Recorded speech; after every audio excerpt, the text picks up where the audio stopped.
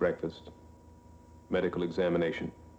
Neil Armstrong, Commander, Apollo 11.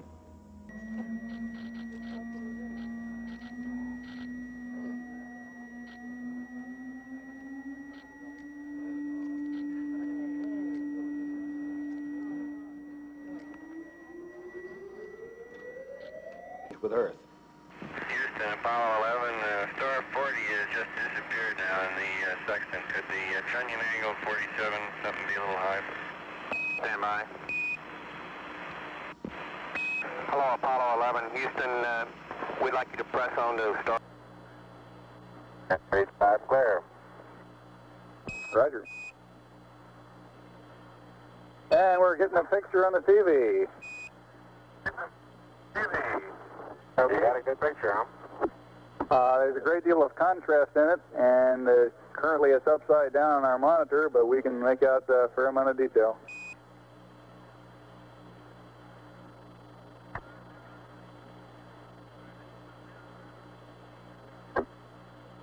Okay, we can verify the position the opening I ought to have on the camera. Stand by.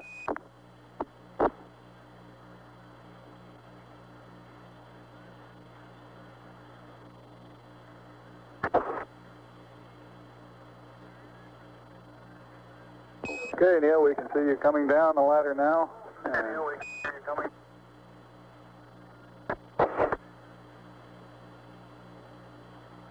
Okay, I just checked getting back up to that first step. That isn't collapsed too far, but it's adequate to get back up. Roger, we copy. It's a pretty good little jump.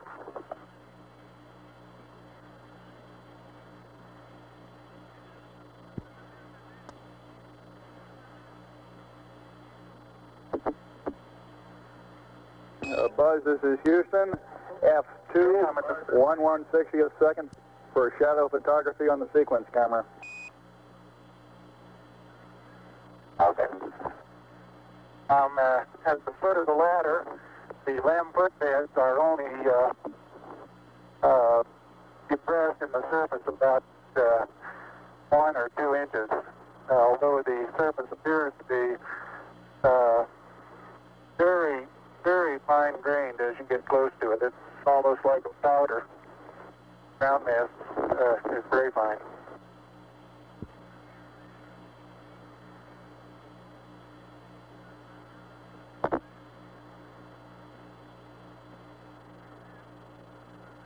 I'm going to step off the lamb now.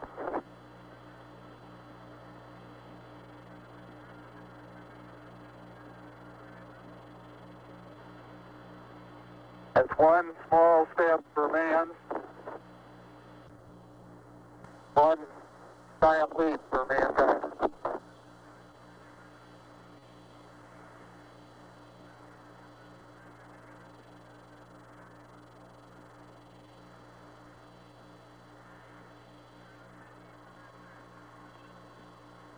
As the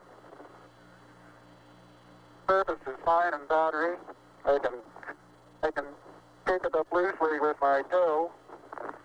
It does adhere in fine layers, like powdered charcoal, to the sole and sides of my boot. I only go in a small fraction of an inch, maybe an eighth of an inch, but I can see the footprints of my boots and the treads in the fine sandy particles. Neil, this is Houston. We're copying.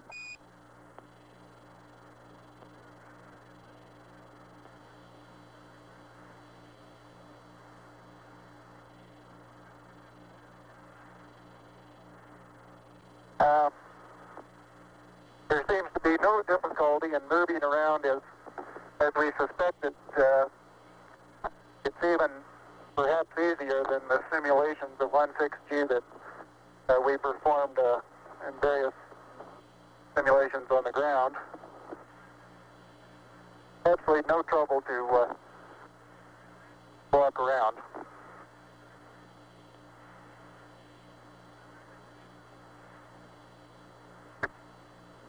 The descent engine did not leave a crater of any size. It has about 1 foot clearance on the ground. We're essentially on a very level place here. I can see some evidence of rays emanating from the descent engine, but very insignificant amount.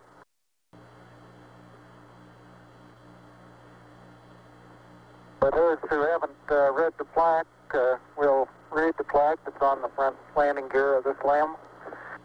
There's 2 hemispheres, one showing each of the 2 hemispheres of Earth. Underneath it says, "Dear men from the planet Earth, first set foot upon the moon, July 1969 AD. We came in peace for all mankind." It has the crew members' signatures and the signature of the President of the United States.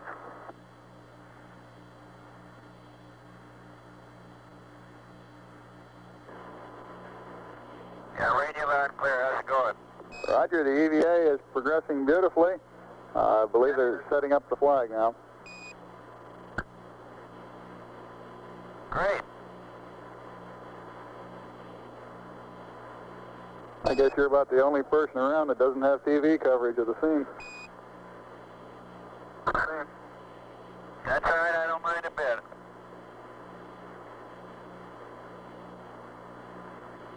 How is the quality of the TV? Oh, it's beautiful, Mike. It really is. Oh, geez, that's great. Is the lighting halfway decent? Yes, indeed. They've got the flag up now, and you can see the stars and stripes on the lunar surface. Beautiful, just beautiful.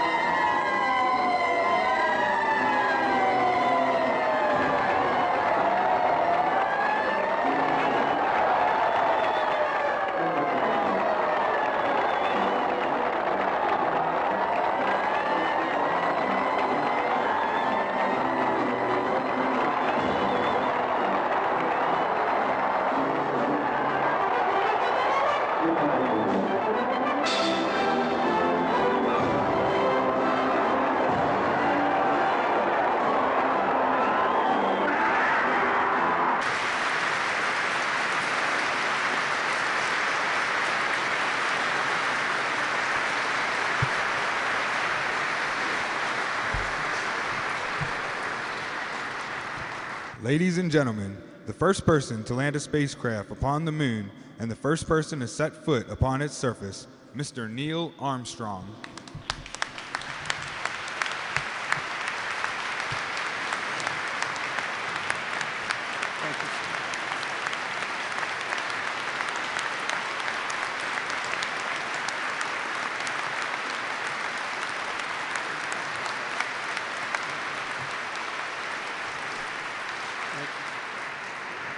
Thank you so much.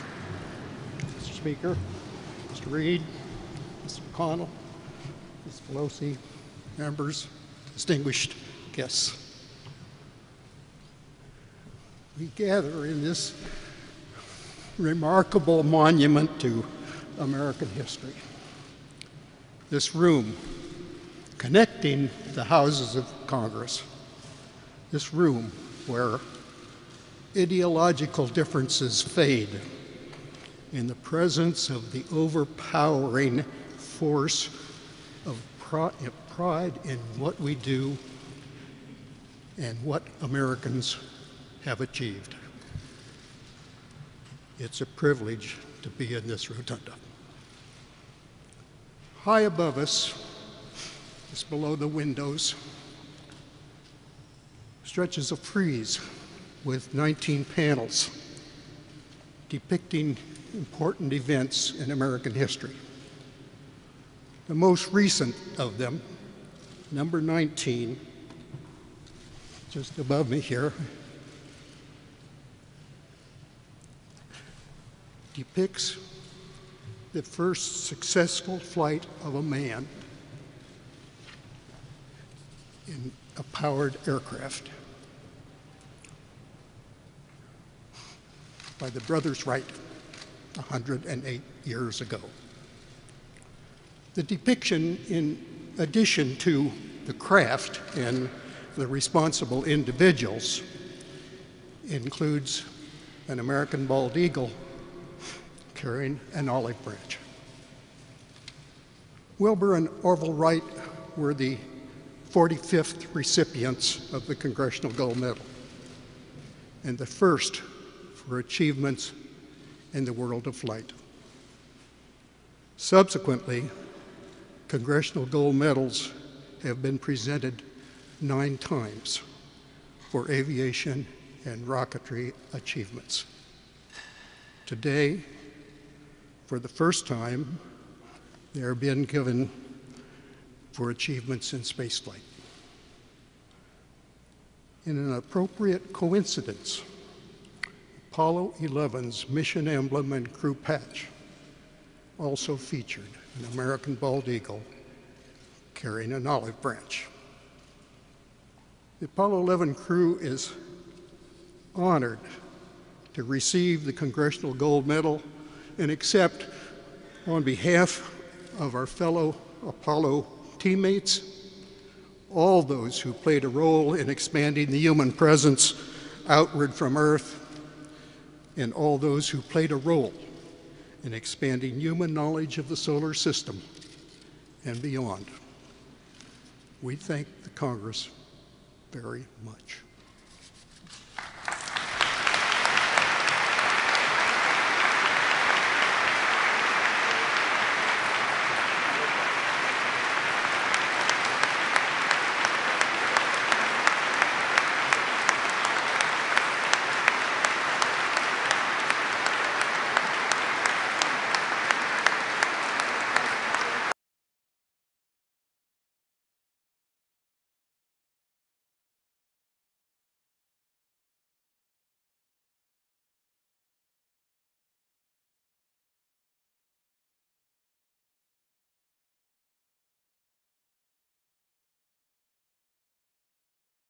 Watch now as the X-15 is launched from the B-52. There's the drop. Before it returns to Earth again, the X-15 may fly some 60 miles straight up at nearly 4,000 miles per hour, more than twice the speed of a bullet.